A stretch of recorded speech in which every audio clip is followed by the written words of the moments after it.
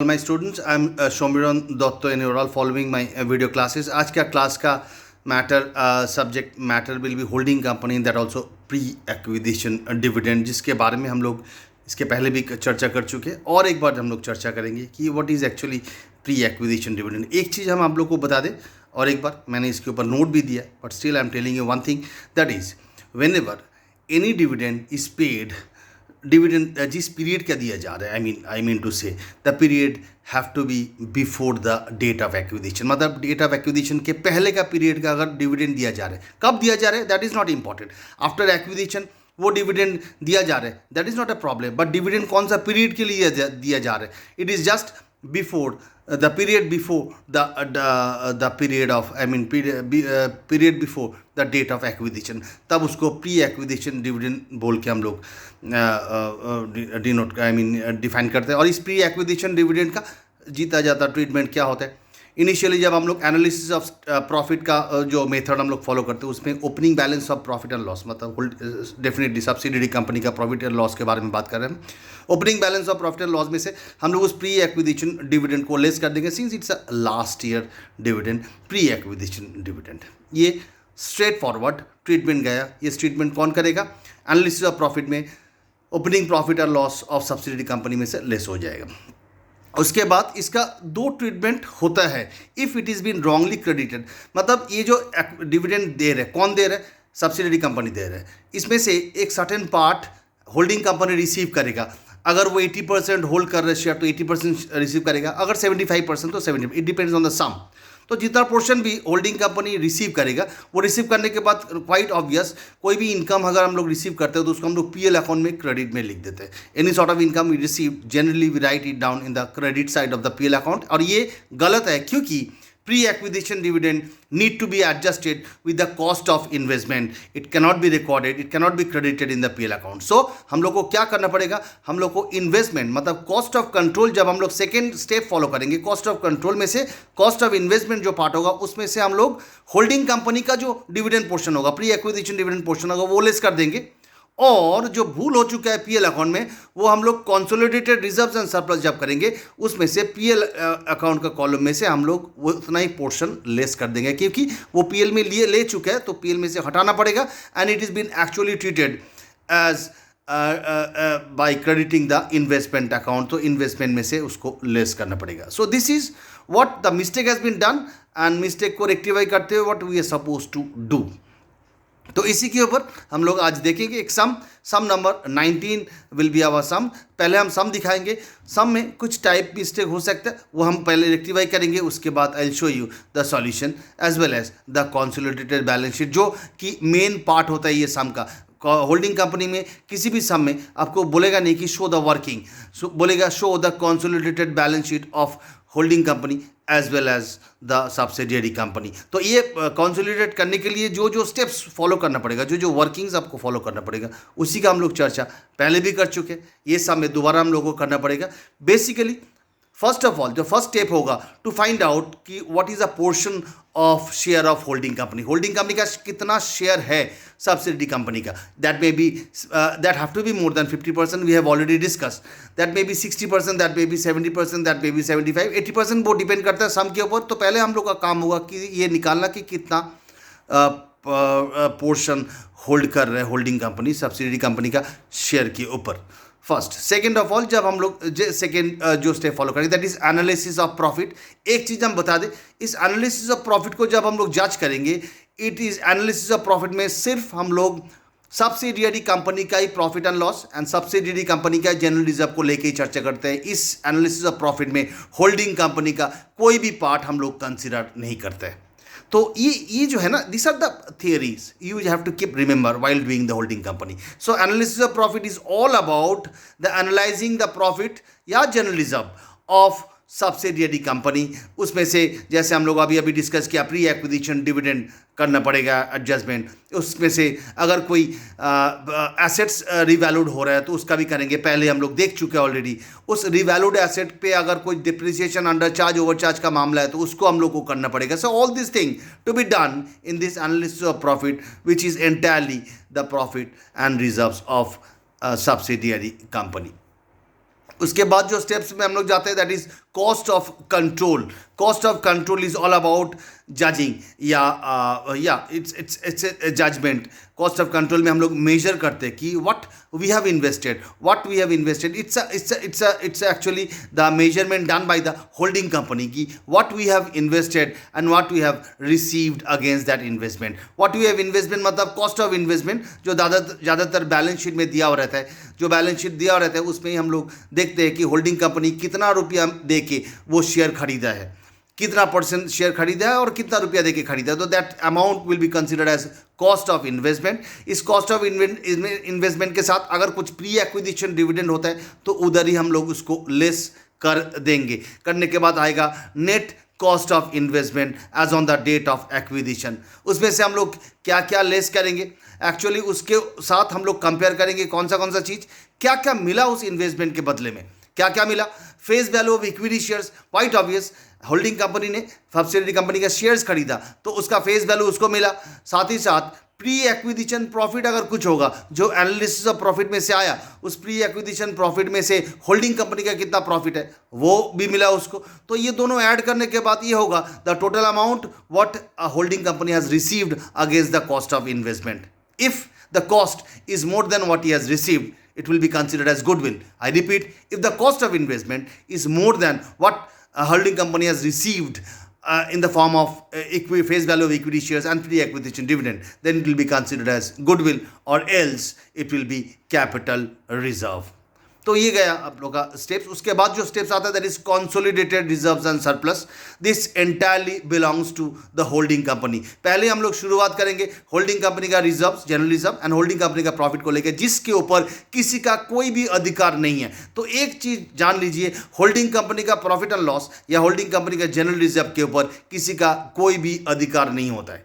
साथ ही साथ पोस्ट एक्विजिशन जो प्रॉफिट है, जो एनालिसिस ऑफ प्रॉफिट में से पोस्ट पोर्शन है, उस पोस्ट प्रॉफिट में से एक पार्ट होल्डिंग कंपनी को मिलेगा तो वो पार्ट को हम लोग इधर लिख देंगे.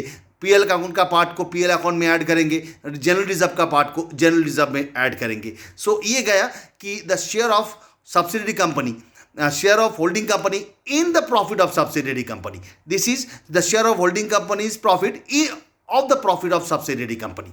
तो दिस उसके बाद अनरियलाइज्ड अगर कुछ प्रॉफिट होगा विच मीन्स दैट कि अगर दोनों कंपनी के बीच, सब्सिडियरी और होल्डिंग के बीच अगर कुछ ट्रांजैक्शन हुआ होगा परचेज या सेल का, तो डेफिनेटली किसी ना किसी का स्टॉक में वो माल अगर अनसोल्ड पड़ा हुआ है तो वहाँ पर एक अनरियलाइज प्रॉफिट हो सकता है. प्रोवाइडेड द गुड्स सेल हुआ तो फिर डेफिनेटली प्रॉफिट में सेल हुआ. तो अगर वही माल अगर कोई बेच नहीं पाया, चाहे वो होल्डिंग कंपनी हो चाहे वो सब्सिडियरी कंपनी हो, कोई भी अगर माल बेच नहीं पाया तो किसी ना किसी का स्टॉक में वो अनरियलाइज प्रॉफिट की तरह पड़ा हुआ रहेगा. तो हम लोग को उस अनरियलाइज प्रॉफिट को, since we are consolidating the balance sheet, so उस अनरियलाइज प्रॉफिट को निकाल के हम लोग को प्रॉफिट में से लेस कर देना पड़ेगा. So this is one of the item which we have to do. Again pre acquisition dividend अगर रॉन्गली ट्रीट किया गया है तो इस प्रॉफिट में से उसको लेस कर दिया जाएगा. सो प्री एक्विजिशन डिविडेंड अगर रॉन्गली ट्रीट किया गया तो उसको इधर से लेस कर दिया जाएगा. साथ ही साथ ये आ जाएगा आपका consolidated reserves and surplus. And the last step is minority interest, calculation of minority interest, जिसमें हम लोग सब्सिडियरी कंपनी का जो शेयर वैल्यू है, मतलब होल्डिंग कंपनी जितना शेयर ले चुके हैं उसमें से जो बाकी पार्ट रह गया, माइनॉरिटी शेयर होल्डर के लिए जो पार्ट रह गया वो, प्लस प्री एक्विजिशन प्रॉफिट में से माइनॉरिटी शेयर का, प्लस पोस्ट एक्विजिशन प्रॉफिट में से माइनॉरिटी शेयर, ये तीनों को ऐड करने से आपका मिल जाएगा कि माइनॉरिटी इंटरेस्ट, जिसको हम लोग को एज अ लाइबिलिटी लिखना पड़ेगा. सो ये स्टेप्स फॉलो करने के बाद एज यूजुअल हम लोग फाइनल अकाउंट्स बनाते हैं. तो उसके बाद हम लोग देखेंगे कैसे होता है. बट बिफोर दैट आज का सम्स देखते हैं. आज का सम्स भी इसी के ऊपर बेस करके है, ये जो मैंने अभी बताया कि प्री एक्विजिशन डिविडेंड, और हम लोग देखते हैं कि कैसे इसको किया जाएगा. Well, sum number 19. The balance sheet of Big Limited and Small Limited as on 31st March 2013. These are the figures. Share capital 9 lakh and 3 lakh. Reserves and surplus दिया हुआ है 11 lakh 2 lakh 30. Trade receivable, creditors, fixed assets, non current investment, मतलब this is the investment part जो holding company ने invest किया. देखेंगे बाद में अगर कुछ नोट्स में अलग से दिया हुआ है तो हम लोग कंसीडर करेंगे. बट बिफोर दैट यहाँ से दिख रहा है कि एक इन्वेस्टमेंट है जो कि होल्डिंग कंपनी ने किया है सब्सिडियरी कंपनी के ऊपर.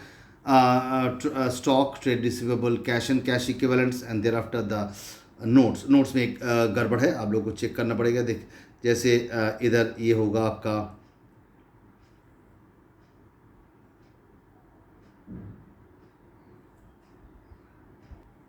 रिजर्व एंड सरप्लस में, जैसे जनरल रिजर्व है 3,60,000 होगा और बैलेंस स्टेटमेंट ऑफ पीएल 7,40,000 होगा। यदि ये आप लोग रेक्टिफाई कर लीजिए, अगर आप लोग अमेंड में रेक्टिफाई किया हुआ नहीं है तो ये रेक्टिफाई कर लीजिए। सिमिलरली स्मॉल लिमिटेड में होगा 30,000 general reserve and balance in the statement of PL 2 lakh.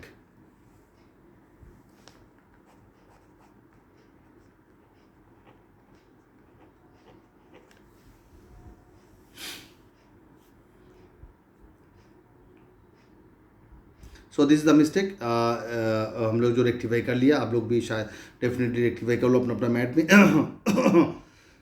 Big limited acquired 75% of small limited shares at ₹6 lakh. इधर बोल दिया गया कि कितना परसेंट शेयर होल्ड किया, 75% शेयर होल्ड किया एट ₹6 लाख। वो जो 6 लाख अभी अभी हम लोग देखा, ये जो 6 लाख अभी हम लोग देखा, यही इन्वेस्टमेंट है, इन्वेस्टमेंट वैल्यू है जो कि होल्डिंग कंपनी ने सब्सिडी कंपनी का शेयर खरीदने में लगाया। 75% शेयर खरीदने में वो 6 लाख रुपये खर्चा किया ऑन 1 जुलाई 2012। ऑन 1 जुलाई 2012 इसका एक बार हम बताएंगे आप लोगों को फिर ड्रॉ करके कि 1 जुलाई 2012 साल शुरू हो रहा है 1 अप्रैल को 2012, 1 अप्रैल 2012 ईयर एंड्स हो रहा है 31 मार्च 2013। साथ ही साथ small limited has an opening balance of 1 lakh, opening balance 1 lakh PL account का दिया हुआ था, from which it had to paid dividend of 11-12, मतलब लास्ट ईयर का डिविडेंड। देखिए 1 जुलाई 2012 मतलब 12-13 में एक्विजिशन हो रहा है, 1 जुलाई 2012 मतलब 12-13 में एक्विजिशन हो रहा है, but the dividend is been paid for the 11-12। मैंने अभी अभी बताया था कि अगर वो प्री पीरियड डिविडेंड दिया जा रहा है, कब दिया जा रहा है दैट इज नॉट इंपॉर्टेंट, कौन सा पीरियड का दिया जा रहा है दैट इज इंपॉर्टेंट। तो this is considered to be a pre acquisition dividend. ये ओपनिंग बैलेंस में से हम लोग एडजस्ट करेंगे एनालिसिस ऑफ प्रॉफिट में, जैसे अभी अभी हमने डिस्कस किया। But it has been wrongly it's been wrongly credited included in the PL account of Big Limited. Big Limited ने क्या किया, इस डिविडेंड को PL अकाउंट में भूल करके इंक्लूड कर लिया। तो हम लोग को रेक्टिफाई करना पड़ेगा जब हम लोग कंसोलिडेटेड रिजर्व्स एंड सरप्लस करेंगे। Inventory of the Big Limited included this much of the purchase of ₹50,000 made from Small Limited। मतलब Big Limited और Small Limited में 50,000 का लेन देन हुआ था जिसका कोई भी पेमेंट नहीं किया। मतलब हम लोग बोल सकते हैं कि बिग और स्मॉल के बीच डेटर्स और क्रेडिटर्स का एक तो मामला है, डेटर्स में से 50,000 और क्रेडिटर्स में से 50,000 डिडक्ट हो जाएगा, क्योंकि बिग लिमिटेड ने स्मॉल लिमिटेड के पास या कोई भी मतलब कोई भी किसी से परचेस करे या सेल करे कुछ फर्क नहीं पड़ता, किसी का डेटर्स और किसी और का क्रेडिटर्स, यही होगा। बट इधर पेमेंट नहीं हुआ, जो भी लेन देन हुआ है 50,000 का जो परचेस सेल हुआ इसका कोई लेन देन नहीं हुआ। देखो बोल दिया नो पेमेंट वॉज मेड, मतलब किसी का डेटर्स इफेक्टेड है, किसी का क्रेडिटर्स बड़ा हुआ है 50,000 से, तो फिर डेटर्स क्रेडिटर्स में से ये 50,000 एडजस्ट हो जाएगा जब हम लोग बैलेंस शीट बनाएंगे। और इसी में से 20,000 का माल इंक्लूडेड, देखिए बोल दिया इन्वेंट्री ऑफ ₹20,000, जिसमें से ये 50,000 का जो लेन देन हुआ इसमें से 20,000 का माल अभी भी पड़ा हुआ है अनरियलाइज, तो अनरियलाइज प्रॉफिट भी होगा। कितना होगा, इधर बोल दिया profit margin is 25% on cost, but ये तो माल 50,000 का लेन देन हुआ, मतलब this includes profit. So definitely इसमें से ये माल अगर पड़ा हुआ है तो इसमें भी प्रॉफिट इंक्लूडेड है, तो 25/125 इंटू 20,000 होगा 25 by unrealised profit. So there is be no change in the general reserve. General reserve में कोई चेंजेस नहीं है, मतलब ओपनिंग बैलेंस जो जनरल रिजर्व था क्लोजिंग बैलेंस भी वही है, मतलब साल भर में कोई जनरल रिजर्व क्रिएट नहीं हुआ। So this the sum, prepare a consolidated balance sheet. बहुत ही बढ़िया सम। अगर होल्डिंग कंपनी कोई इनिशियल स्टेज पे सीख रहे तो इससे बेहतर सम और हो ही नहीं सकता। सो हम लोग देखेंगे सॉल्यूशन इसका कैसे होता है। Well this is analysis of profit. First step, क्योंकि इधर निकालने का जरूरत नहीं है कि कितना परसेंट होल्डिंग कर होल्डिंग कितना परसेंट है सब्सिडरी है, क्योंकि 75% होल्डिंग कंपनी का शेयर दिया हुआ है, तो बाकी 25% किसका होगा, सब्सिडरी कंपनी का ही होगा। तो इधर बोल दिया गया profit and loss account on 1/4/12। पहले एक बार एक चीज़ बता दें हम आप लोग, देखिए मैंने एक तो ऊपर में डायग्राम ड्रॉ किया पूरा साल भर का 1/4/12 से लेकर 31/3/13 का, जिसमें से 1/7/12 में इसी दिन में एक्विजिशन हो रहा है। इसी दिन में एक्विजिशन हो रहा है, मतलब 3 मंथ्स का जो भी कैलकुलेशन, मतलब ये साल भर में जो प्रॉफिट अर्न किया उसमें से 3 मंथ्स का जो होगा वो हो जाएगा आपका प्री, एंड 9 मंथ्स का जो होगा वो हो जाएगा आपका पोस्ट प्रॉफिट। तो इस चीज़ के ऊपर हम लोग को ध्यान देना पड़ेगा, क्योंकि इधर 1 तारीख को एक्विजिशन नहीं हुआ, ये एक्विजिशन हुआ आपका 1/7/2012 को। अब हम लोग आएंगे एनालिसिस ऑफ प्रॉफिट। साफ साफ दिख रहे ओपनिंग बैलेंस 1 लाख था, पीएल अकाउंट का बोल दिया गया सब में, सम को फॉलो कीजिएगा, जिसमें से डिविडेंड दिया जाएगा 60,000 बोल दिया गया डिविडेंड, 60,000 का डिविडेंड।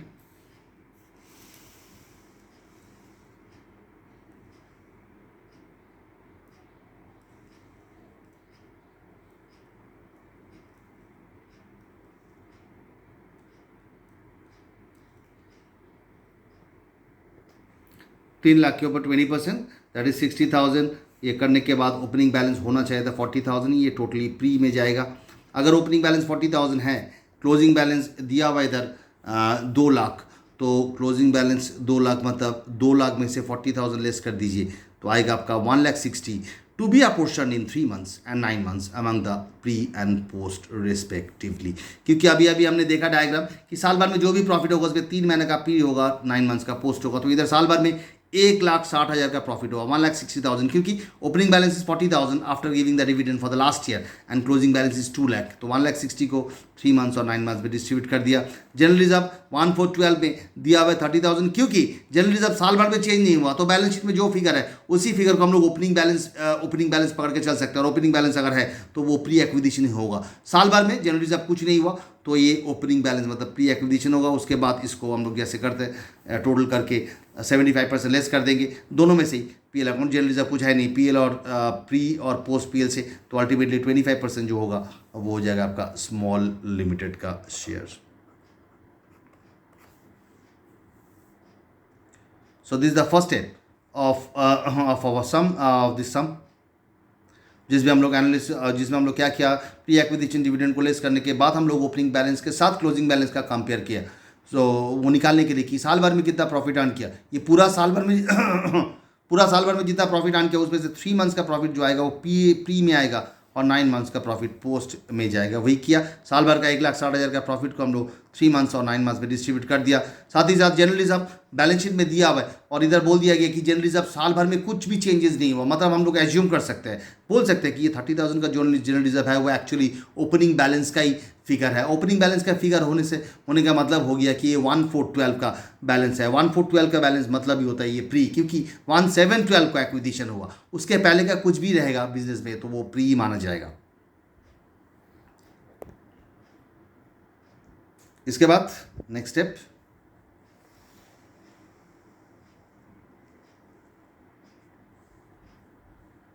कॉस्ट ऑफ कंट्रोल और कॉन्सोलिडेटेड रिजर्व्स एंड सरप्लस एक साथ मैंने किया, आप लोगों को सुविधा होगा, देख लीजिए। कॉस्ट ऑफ कंट्रोल मतलब cost of investment that is 66 lakh, जिसमें से हम लोग प्री एक्विजिशन डिविडेंड लेस कर देंगे, वो भी कितना percent, 75% of 60,000।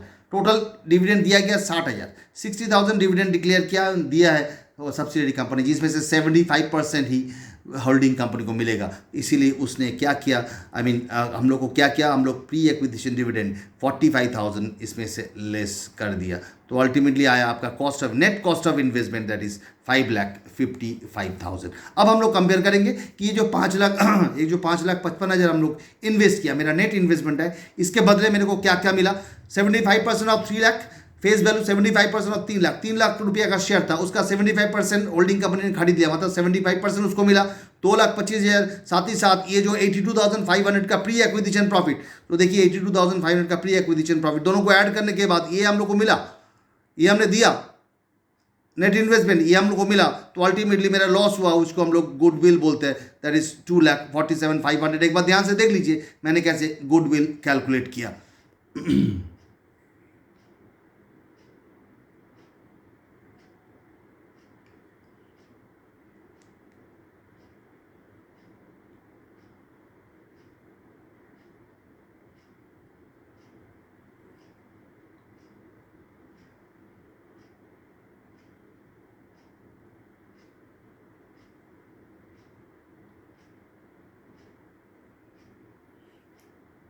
So this all about the goodwill calculation, जो हम लोग अभी अभी डिस्कस किया जब हमने स्पीच दिया था। सो इस कॉस्ट ऑफ कंट्रोल के बाद will move on to our main part that is consolidated reserves and surplus. one of the very important aspect of the sum. Point number 3, step number 3, consolidated reserves and surplus, जिसमें PL और general reserve का अलग अलग column बनाया, और साथ ही साथ पहले मैंने लिख दिया बैलेंस एज ऑन 1/4/12, मतलब सबसे होल्डिंग कंपनी का जो जो प्रॉफिट था वो सब मैंने लिख दिया इधर। देखिए होल्डिंग कंपनी का जो भी प्रॉफिट था that is 7 lakh, sorry, holding company का क्या क्या प्रॉफिट था, 7,40,000 पीएल अकाउंट में था और 3,60,000 जनरल रिजर्व में था, ये दोनों लिख दिया। साथ ही साथ मैंने क्या लिखा, share of big limited in small limited profit, तो इधर जो आया था ये जो आया था पोस्ट एक्विजिशन प्रॉफिट का 90,000 जो पार्ट है, ये पोस्ट एक्विजिशन प्रॉफिट है, सब्सिडी कंपनी से मिला, बट इस किसका शेयर है, होल्डिंग कंपनी का शेयर है, तो उसको मैंने ऐड कर दिया इधर। साथ ही साथ प्री एक्विजिशन डिविडेंड जो था वो रॉन्गली क्रेडिटेड था, उसको मैंने लेस कर दिया, क्योंकि उसको इधर नहीं लेना चाहिए था, उसको इधर कॉस्ट ऑफ इन्वेस्टमेंट के साथ लेस करना चाहिए, हम लोग इंक्लूड कर लिया था पीएल अकाउंट में। Now to be rectified by deducting this 45,000 and unrealised profit, मैंने अभी अभी डिस्कस किया था कि 20,000 का माल 50,000 का लेन देन हुआ था, जिसमें से 20,000 का माल अभी भी किसी न किसी का स्टॉक में पड़ा हुआ है। That is not relevant, that is not important कि किसका स्टॉक में पड़ा हुआ है, जिसका भी स्टॉक में पड़ा हुआ है, now the books are going to be consolidated, तो the books will be affected, इसीलिए वो जो स्टॉक में पड़ा हुआ है, उस स्टॉक में पड़ा हुआ है माल, वो माल ट्रांसफर हुआ था 25% ऑन कॉस्ट प्राइस में, तो स्टॉक में जब माल पड़ा हुआ है तो डेफिनेटली एट सेल प्राइस में पड़ा हुआ है, तो 25/125 इंटू 20,000 विच गिव्स यू 4,000, उसको लेस करने के बाद अल्टीमेटली आया आपका 7,81,000 and 3,60,000, that is consolidated PL and consolidated reserve.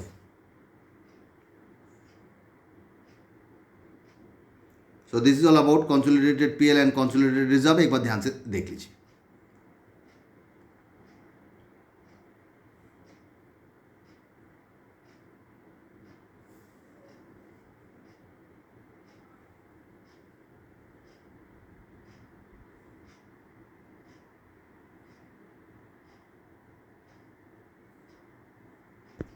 Last part of the sum, point number 4, minority interest, face value of equity shares, that is जो 25% जो रह जाता है, 3 लाख शेयर कैपिटल था सब्सिडी कंपनी का, जिसमें से 25% जो माइनॉरिटी शेयर होल्डर के पास जाए गया। साथ ही साथ add pre acquisition profit 27,500, add post acquisition profit that is 30,000, ये तीनों को ऐड करने के बाद आता है 1,32,500।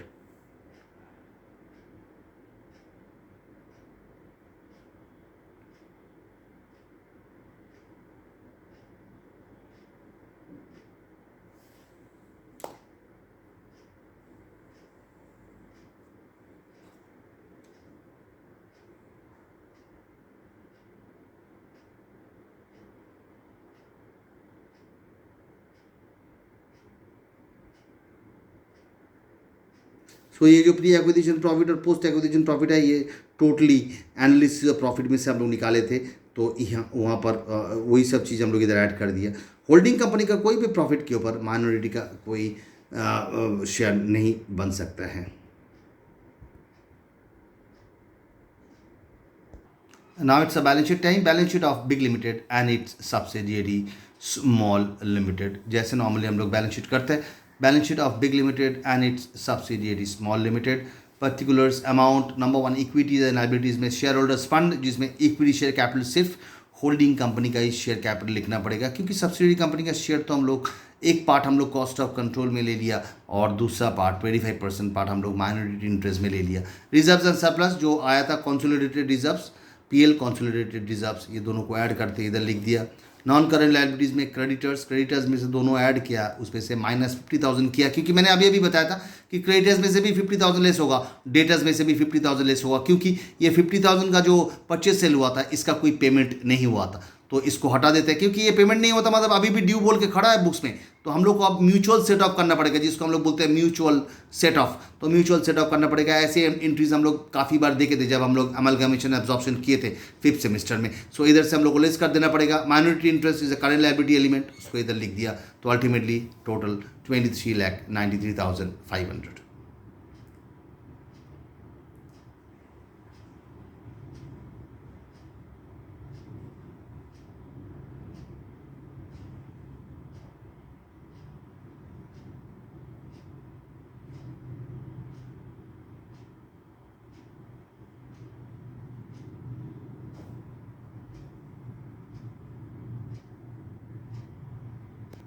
नाउ इट्स एसेट पोर्शन में दिया हुआ है नॉन करंट एसेट्स हमने लिख दिए थे 9 lakh plus 4 lakh, that is 1,30,000, 1,30,000 sorry 13 lakh, 9 lakh plus 4 lakh current assets.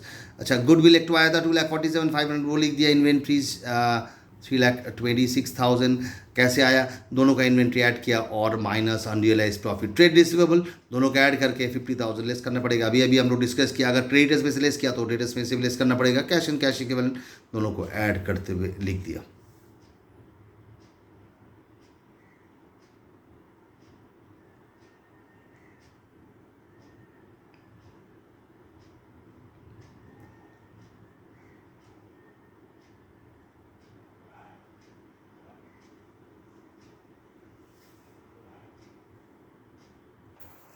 आज का क्लास में हम लोग ये डिस्कस किया कि होल्डिंग कंपनी में अगर अनरियलाइज अगर प्री एक्विजिशन डिविडेंड होता है तो उसको कैसे ट्रीट किया जाएगा। दोबारा मैंने इस चीज़ को और एक बार समझाया, साथ ही साथ कुछ और एडजस्टमेंट को भी हम लोग कंसिडर करते हुए एक सम हम लोग देख लिया आज कि जिसमें it's a complete sum, you can say number of times ऐसे सम्स बीकॉम में आते हैं और स्टूडेंट लोग भी कंफ्यूज हो जाते हैं। सो कन्फ्यूजन दूर करने के लिए the only way out is again and again you have to practise, because this is one of the very common type of dividend treatment usually comes in the degree level as well as in the master degree level. You remember, जो लोग भी M.Com कर रहे हो वो लोग के लिए भी ये सब videos will be very effective because all these type of sums are equally important for any other universities M.Com, because other university का जो M.Com होता है it's equivalent to Calcutta universities B.Com डिग्री। सो इसीलिए ये सब चीज़ आप लोगों को काम में लगेगा अगर आप लोग दूसरा स्टेट पे जाके M.Com करते हो या दूसरा यूनिवर्सिटी से करते हो।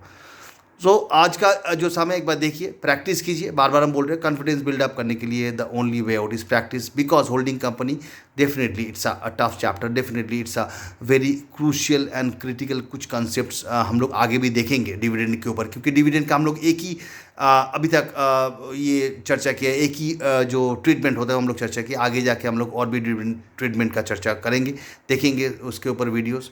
तब तक के लिए इस ट्रीटमेंट के ऊपर आप लोग पॉलिश कीजिए अपने आप को, मतलब देखिए कि कैसे हो रहा है, खुद से हो रहा है कि नहीं हो रहा है, वेदर यू आर कॉन्फिडेंट और not. Till then have a good day. आप लोग वेट कीजिएगा for the next videos with the next dividend treatment definitely. तब तक के लिए एंजॉय करो इस वीडियो को, एंजॉय करो लास्ट फ्यू वीडियोस को होल्डिंग कंपनी के ऊपर जो मैंने भेजा आप लोगों को, जो आप मेरा यूट्यूब चैनल में भी आप लोग को मिल जाएगा। Till then have a good day and good bye.